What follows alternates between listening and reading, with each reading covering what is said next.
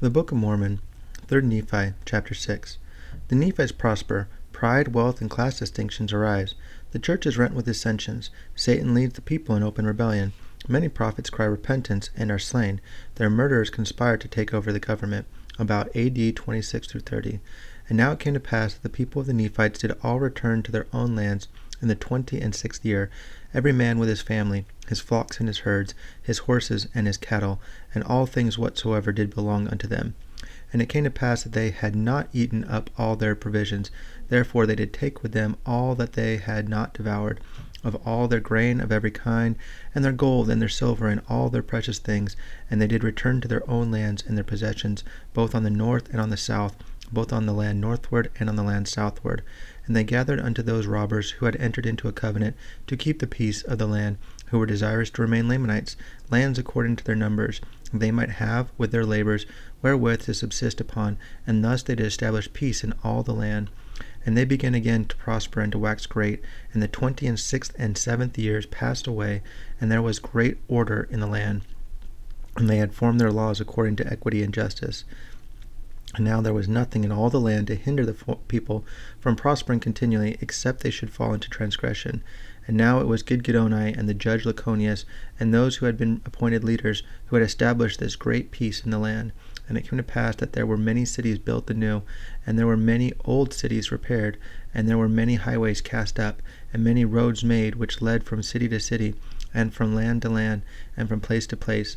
And thus passed away the 28th year, and the people had continual peace. But it came to pass in the 29th year there began to be some disputings among the people, and some were lifted up unto pride and boastings, because of their exceedingly great riches, yea, even unto great persecutions. For there were many merchants in the land, and also many lawyers, and many officers. And the people began to be distinguished by ranks, according to their riches and their chances for learning. Yea, some were ignorant because of their poverty, and others did receive great learning because of their riches. Some were lifted up in pride, and others were exceedingly humble. Some did return railing for railing, while others would receive railing and persecution, and all manner of afflictions, and would not turn and revile again, but were humble and penitent before God.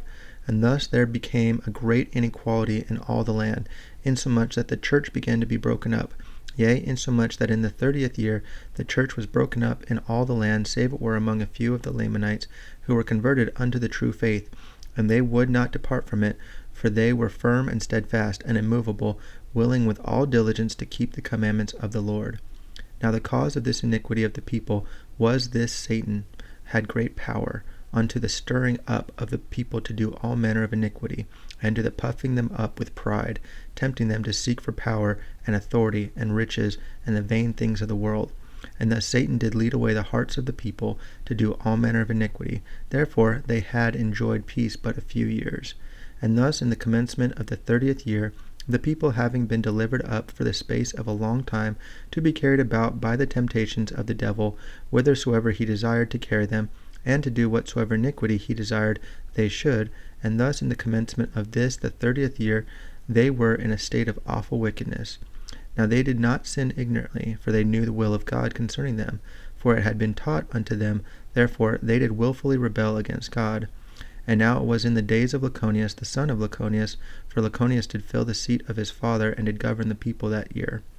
And there began to be men inspired from heaven, and sent forth, standing among the people in all the land, preaching and testifying boldly of the sins and iniquities of the people, and testifying unto them concerning the redemption which the Lord would make for his people, or in other words, the resurrection of Christ. And they did testify boldly of his death and sufferings. Now there were many of the people who were exceedingly angry because of those who testified of these things, and those who were angry were chiefly the chief judges, and those who had been high priests and lawyers. Yea, all those who were lawyers were angry with those who testified of these things. Now there was no lawyer, nor judge, nor high priest that could have power to condemn any one to death, save their condemnation was signed by the governor of the land. Now there were many of those who testified of the things pertaining to Christ, who testified boldly, who were taken and put to death secretly by the judges, that the knowledge of their death came not unto the governor of the land until after their death.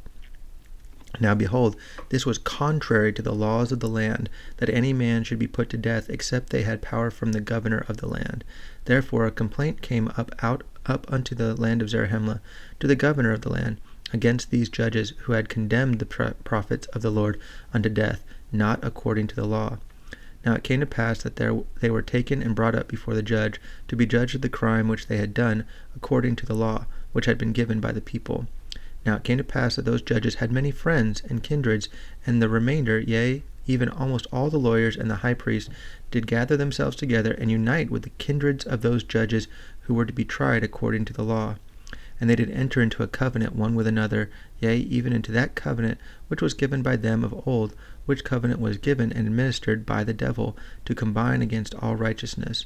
Therefore they did combine against the people of the Lord, and enter into a covenant to destroy them, and to deliver those who were guilty of murder from the grasp of justice, which was about to be administered according to the law.